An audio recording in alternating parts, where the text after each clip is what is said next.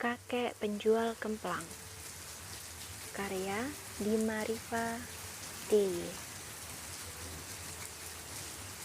Pulang dari les dekat daerah S yang berada di wilayah pusat kota, hujan turun. Aku berteduh di beranda toko. Air hujan memercik. Basah. Aku gelisah. Hari telah demikian sore. Tetapi hujan sepertinya tidak mau berhenti. Kemplang, Neng. Seorang kakek tua tiba-tiba saja telah di depanku, menawarkan dagangannya. Enggak, Kek.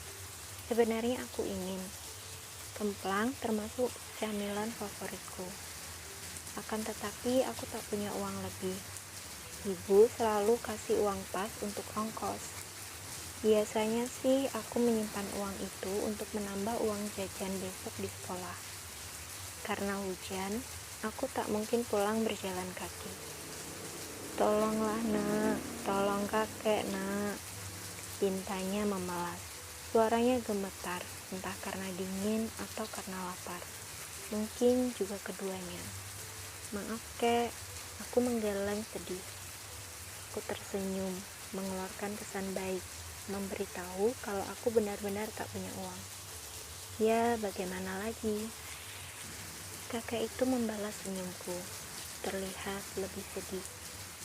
Dia berlalu, menawarkan kemplang pada orang lain yang ikut berteduh di sana.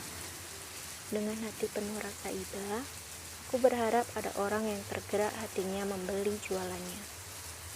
Harapan tak kunjung. Aku mengamatinya.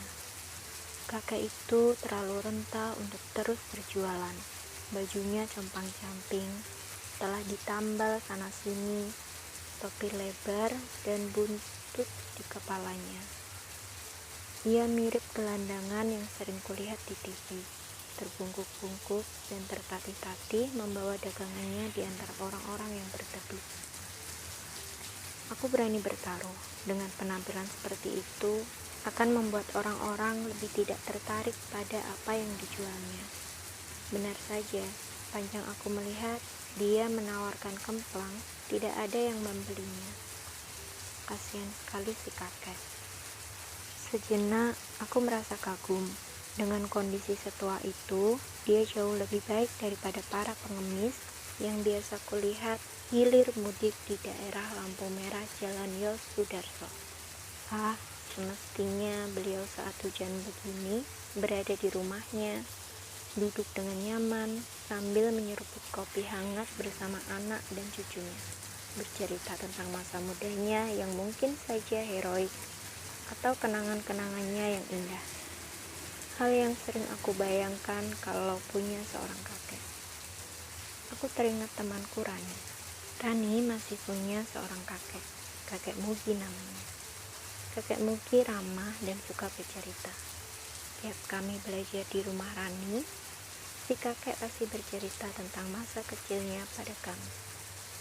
Kakek Mugi pernah juga turut serta dalam perjuangan kemerdekaan. Beliau yang waktu itu masih kecil, membantu ibunya menyiapkan dan mengantarkan makanan untuk pasukan yang sedang berjuang. Kami sering takjub dan terpesona. Bila jadi kakek Mugi, kami juga akan melakukan hal yang sama. Suara petir menyadarkan aku dari lamunan. Mataku kembali mencari kakek penjual kemplang itu. Badannya yang bungkuk memudahkan aku mengenalinya di antara orang-orang yang berteduh. Tanpa lelah, ia terus melangkah dan menawarkan kemplang itu pada orang-orang. Tetapi jawaban dari mereka sama. Gelengan kepala. Aku terus mengawasinya dari kejauhan. Rasa iba berdentam menyayat-nyayat hati. Kalau saja punya uang lebih, aku pasti membelinya. Tak sampai si kakek harus memintanya, apalagi dengan wajah memelas seperti tadi. Apa kakek itu tinggal sendirian ya?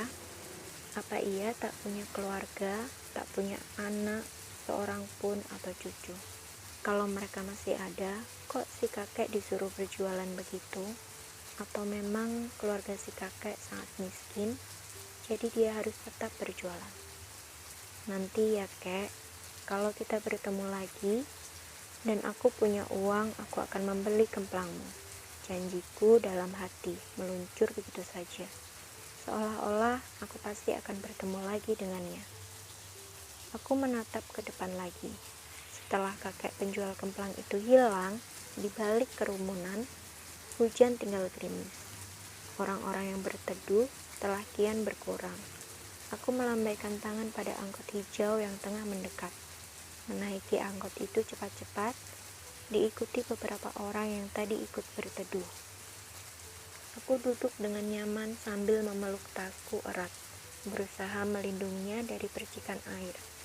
Angin berembus dari jendela angkot yang terbuka terasa menusuk. Cit, angkot yang kutumpangi mendadak berhenti. Aku tersentak dari lamunan. Badanku oleng ke kiri, menimpa ibu-ibu yang berada di sebelah kiriku. Ada apa, Fir? Tanya ibu-ibu itu. Kecelakaan, jawab sopir singkat. Kami memandang ke depan, berusaha menembus kerumunan orang-orang yang membentuk lingkaran. Gerimis masih belum reda, tetapi sepertinya tak seorang pun peduli. Aku berusaha melongokkan kepala, tetapi pandanganku terhalang oleh orang-orang dewasa. Sopir angkot turun, kami menunggu cerita senja itu. Siapa Pir korbannya? Tanya penumpang lain. Seorang kakek-kakek, jawab si sopir. Dek, tiba-tiba perasaanku jadi tak enak. Jantungku berdebar. Apa dia pedagang kemplang itu ya, Pak? Tanyaku bergetar. Mungkin memang ada bungkusan kemplang yang remuk. Ya Tuhan, tubuhku gemetar. Aku menggigit bibir kuat-kuat, menahan nyeri yang tiba-tiba. Aku turun dari angkot itu tergesa, menyeruak di antara orang-orang dewasa yang makin banyak. Kakek itu yang sesaat lalu menawarkan dagangannya padaku dengan penuh harap, sesaat lalu memintaku membeli kemplangnya dengan wajah memelas. Sesaat lalu, aku berjanji akan membeli kemplangnya ketika bertemu lagi dan punya uang lebih. Mataku nyalang, melihat darah berceceran bercampur air hujan. Sudah meninggal, beberapa orang berkata. Kulihat beberapa orang mengangkat tubuh kakek ke dalam ambulans yang baru saja tiba. Mataku berembun, air mata mendesak-desak ingin keluar. Malang sekali kakek itu. Selamat jalan, Kek. Semoga kau lebih bahagia di sana, di tempat yang tidak ada hujannya.